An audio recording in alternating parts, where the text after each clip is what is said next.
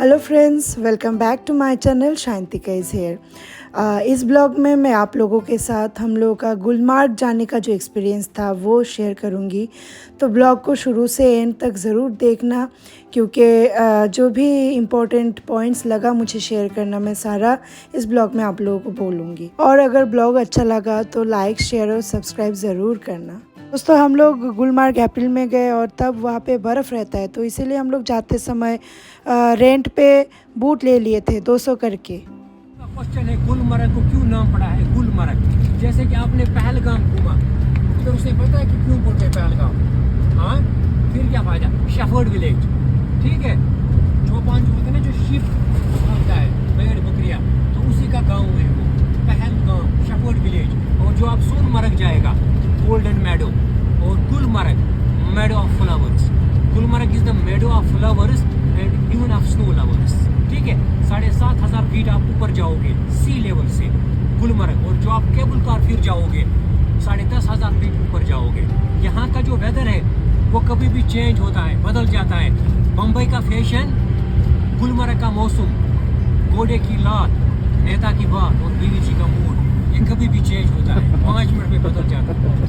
दोस्तों, ये थे हम लोगों का गाइड, क्योंकि वहाँ पे हम लोगों को मतलब जो होता है, इन लोगों का बिजनेस ही है कि गाइड ले लो करके वो लोग करते हैं। तो हम लोग भी कंफ्यूज हो गए थे, तो सोचे कि चलो ले ही लेते हैं गाइड। तो हम लोगों ने लिया, तो इनको मतलब बार्गेनिंग करके फिर 700 में फ़िक्स किए गाइड का रेट। तो अगर आपको लगता है कि आप बिना गाइड के घूम लोगे, तो मुझे लगता है कि गाइड नहीं लेने से भी हो जाएगा। और गुलमर्ग जाने का भी रास्ता जो था वो मतलब क्या बोले, बस ऐसा होता है कि अगर आप टायर भी हो तो भी आपको आँख बंद करने का मन नहीं होता है इस रास्ते पे। और एक्चुअली हम लोग इस बार भी श्रीनगर से ही गुलमर्ग ट्रैवल कर रहे थे। हम लोग पहुंच गए थे गुलमर्ग, और गाड़ी का पार्किंग करा के हम लोग को जाना था गोंडोला टिकट काउंटर। तो पार्किंग एरिया से gondola ticket counter is about 2 kilometre, जो कि हम लोग चल के भी जा सकते थे। लेकिन वहाँ पे भी हम लोग को गोरे वालों ने कंफ्यूज किया, समझाया कि वहाँ पे चल के जाना दिक्कत हो जाएगा, गाड़ी भी नहीं मिलेगा आप लोगों को ठीक से। तो हम लोग भी कंफ्यूज हो गए और गोरा पे ही सवार किए।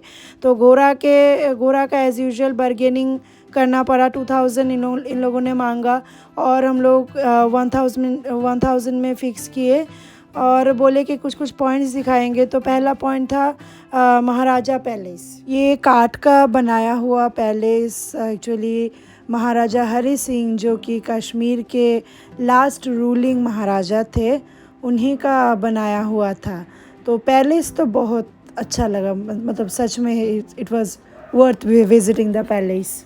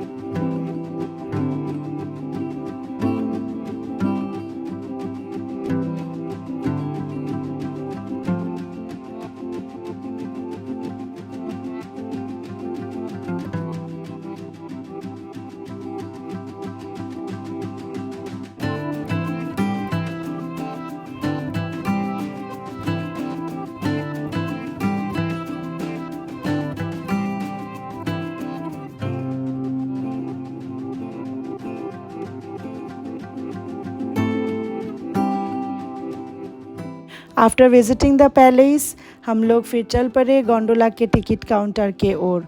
और दोस्तों I would like to repeat it again कि आप लोग अगर ना चाहो घोड़े पे चढ़ना then also it will be fine. आप लोग पार्किंग एरिया से गोंडोला टिकट काउंटर तक चल के भी जा सकते हो, या तो फिर कुछ कैब वगैरह भी बुक करके जा सकते हो। Vamos lá logo cartaz.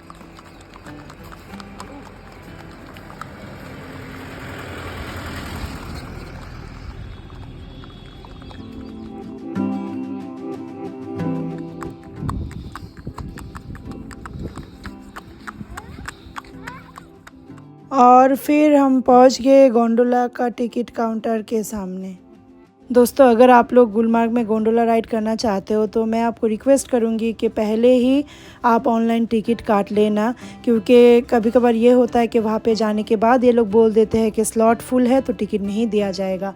तो मैं डिस्क्रिप्शन बॉक्स में वो लिंक शेयर कर दूंगी जिसमें से हम लोग टिकट काटें। और दोस्तों गोंडोला राइड होता है 2 फेज़ में। फर्स्ट फेज़ में गुलमर्ग तो कुंदुर होता है और सेकंड फेज़ में कुंदुर तो अपर बात होता है। तो हम लोग फर्स्ट फेज़ ही लिए थे क्योंकि सेकंड फेज़ में ऑक्सीजन का कमी होता है और हम लोग के साथ बुज़ुर्ग थे। और फर्स्ट फेज़ में पर पर्सन 750 करके रेट है। 3 इयर्स के जो नीचे के बच्चे हैं उन लोगों के लिए फ्री ही होता है। और दोस्तों गोंडोला राइड का टाइमिंग होता है सुबह 10 बजे से लेकर शाम को 5 बजे तक। लेकिन मैं आपको ये सजेशन दूंगी कि जितना जल्दी हो सके आप लोग आ जाना सुबह को, क्योंकि वहाँ पे काफ़ी लंबा लाइन होता है। और हाँ, ई टिकट आपने कराया होगा तो वो ई टिकट ज़रूर अपने मोबाइल में सेव करके रखना, वो चाहिए होता है एंट्री के टाइम में। और जब राइड शुरू हुआ, ओ माय गॉड, जो व्यू आ रहा था, it was I just can't express in words. इतना एक्साइटिंग लगा वो कि क्या बोले। ये फील हुआ कि लाइफ में एक बार एटलीस्ट गुलमर्ग में गोंडोला राइड तो करना ही है। It's a life time experience.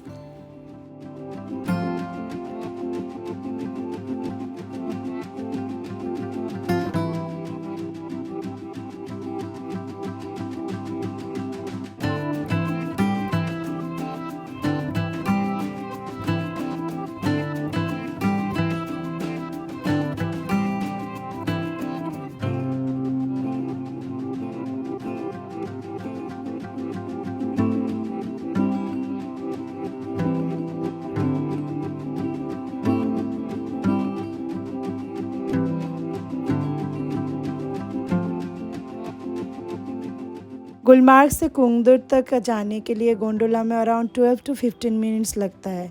और दोस्तों ट्रस्ट मी, ये 12 to 15 मिनट्स लाइफ का one of the most amazing moments हो जाएगा। And finally it was time for us to play in the snow. चारों ओर स्नो था, वो जो व्यू था कि क्या बोले। और वहाँ पे स्नो पे आपको स्लेजिंग का, फिर स्कीइंग का वो सारा ऑप्शंस मिलेगा। जैसे कि मेरे बेटे ने स्लेजिंग करा तो फिर वहाँ पे भी बार्गेनिंग करना पड़ा। इन लोगों ने मांगा 300 और वो फाइनली 100 में फ़िक्स हुआ स्लेजिंग। और सिस्टर लोगों ने स्कीइंग करी तो उन लोगों का भी 2000 करके पर हेड चार्ज किया। फिर बार्गेनिंग करके 1200 में फ़िक्स हुआ। और एक्चुअली इन लोग पहले फॉर द फर्स्ट टाइम कर रहे थे स्कीइंग, तो एक गाइड चाहिए था, तो गाइड भी बार्गेनिंग करके फिर 800 में फ़िक्स किए। और we just had an amazing time over there. और खाने का सामान भी था वहाँ पे, लेकिन हाँ रेट काफ़ी ज़्यादा था, बॉडी प्राइस से तो ज़्यादा ही था।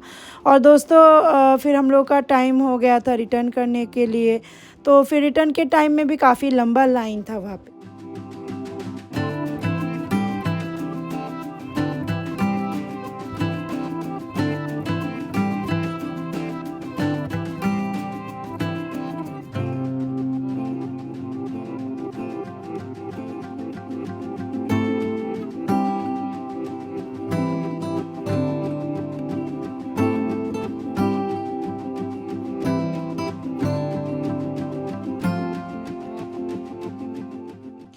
After returning back to Gulmarg भूख भी लग गया था और काफ़ी सारा स्टॉल्स भी था वहाँ पे, तो हम लोग एक स्टॉल में जाके फिर लंच कर लिए। तो हम लोग ट्राई किए Kashmiri pulao and it was very tasty.